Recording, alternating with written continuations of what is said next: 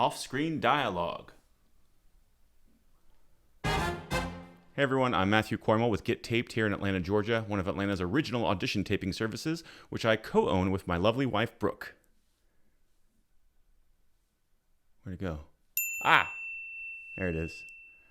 And now on to our topic, how to handle off-screen dialogue. If you haven't encountered this, you will. This is very common in TV and film projects. You have a line of dialogue or multiple lines of dialogues with OS next to them. That's simply script lingo for off-screen. We're going to walk through several examples with the help of my good friend and brilliant actor, Stephen Reddington. Before we go any further, I want to emphasize that with all these scenarios, we're talking about the writer's vision of how the director will eventually shoot these scenes. And some of you may have heard the saying that with any project, whether it be TV or film, you make the show 3 times: when you write it, when you shoot it, and when you edit it. So much will change from script to screen. So before you get too worried about how to handle this off-screen dialogue, remember that you are not beholden to everything the writer envisioned for that script, because it's going to change. So let's dive into the examples. I wrote some different samples for my friend Stephen Reddington to shoot on his own, and we're going to watch them and talk about them. Your character starts off screen. First, let's look at the sample script that I gave Stephen. It's a husband looking for his lucky socks. This is what I gave him. Interior, bedroom, evening. Wife relaxes on the bed. We hear husband call out from the closet. Husband, off screen. Honey, where are my lucky socks? She keeps reading silently. He enters. I can't find them. Pretty simple. So let's look at Stephen's first take. Honey, where are my lucky socks? I can't find them. Great job, Stephen. Now this is taking the stage directions literally. I think it works fine, but some actors are afraid to start with a blank frame. I get it. But I've been taping auditions since 2005, and never once have I heard a casting director have this as a pet peeve, starting with a blank frame. So apparently they don't mind so much, because we all know how specific casting directors get with their audition taping guidelines. But let's look at Stephen's second take. Take it away, Stephen. Honey, where are my lucky socks? I can't find them. Here, Stephen starts off frame but quickly enters. This minimizes the blank frame at the beginning of his audition, yet also kind of honors the writer's original intention. It's a good compromise, and it still works.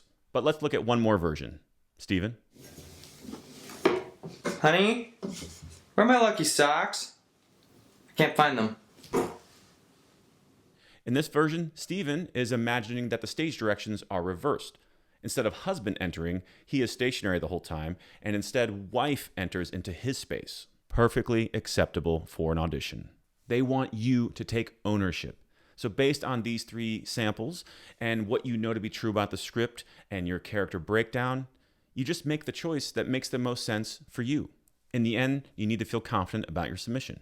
Oh, and there's one other huge point I want to make here. If this is your character's introduction into the script, in other words, it's the first time we're going to see them, that they've been referenced in any way, then this could actually be a common way the script looks. Instead of it saying husband OS, it just says voice OS. I've had actors come into our studio at Get Taped and overlook that line of dialogue. Sometimes it's just a simple oversight, but other times it's a fundamental misunderstanding about script writing conventions. And now for a PSA. Actors, if you're interested in a career in TV and film, you have to understand that this is a collaborative medium. So you should take it upon yourself to learn about all the other disciplines that are collaborating. In other words, it's on you to know a little bit about script writing. It's also on you to know about on-set lingo. And if you haven't watched our 2 videos about on-set lingo, check the show notes in the description below. Hey, if all you want to do is act, then go do theater. Oh wait, that's a collaborative medium too. I guess you could be a busker. That's just a street performer. Your character goes off screen mid-scene. If your character steps off screen in the middle of the scene, should you do that in your self-taped audition? Here's another script sample, and it's the same couple, except now they're talking about home renovations. So the husband is folding laundry and putting it away in the closet. He says a line of dialogue. He walks into the closet to put away some laundry and comes back and finishes the scene. So we can imagine how the final product will play out with the husband stepping into the closet. We cut to the wife laying in bed and we see her private reaction, cut back to the husband as he walks back into the scene, and we have this sort of tense, uncomfortable final moment. So let's see what happens when Steven tackles this for his self-taped audition. Hardwoods throughout the whole house? I just don't think we have it in our budget. You agree, right? Hardwoods throughout the whole house? I just don't think we have it in our budget. You agree, right? Both versions work, in my opinion, so it comes down to your own taste and judgment.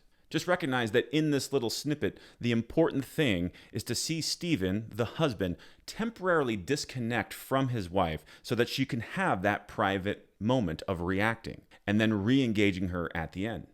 He accomplishes that one way by stepping off screen, and in the other take, he accomplishes it by simply looking down and being involved with his independent activity. Both accomplish the same thing, so once again, it's up to you. Exiting. If your last line is off screen, then, you guessed it, use your taste and judgment. But let's watch Steven again. This time, husband is headed to work.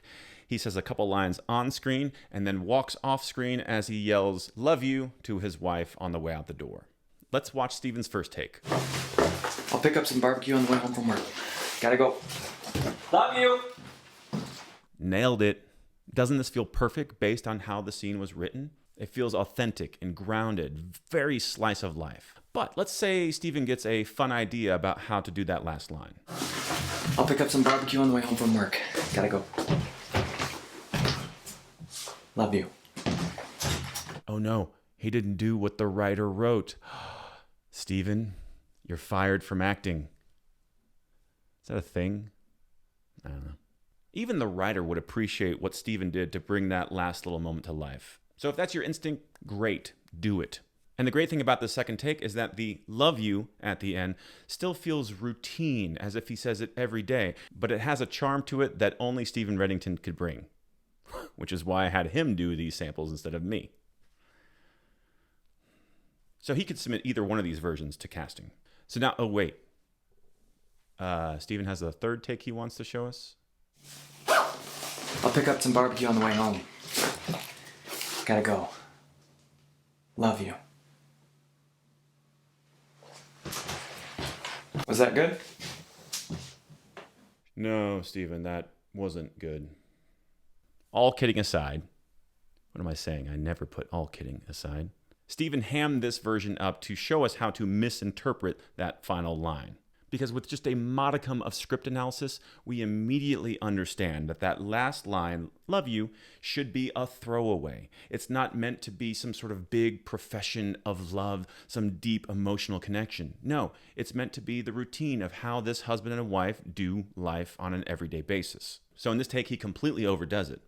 In the second take, he did make a little bit more of a meal out of that last line, but it still felt like it was their routine, how they did things, as if he forgot to say the thing that he says to her every day. So it still worked. But the third take places all the emphasis on "love you," and it just feels weird, wrong, icky. But in the end, it depends on what you, emphasis on you, want to convey in these off-screen moments. Is it a comedy? Will it be funnier to hear that line off camera or to do it on camera? Is it dramatic? And what is the emotional subtext of this moment? Why did the writer write it to be off screen? Because once you can get into the writer's head on why they wrote it to be off screen in the first place, then you can make an informed decision of how to bring that moment to life in the self-tape.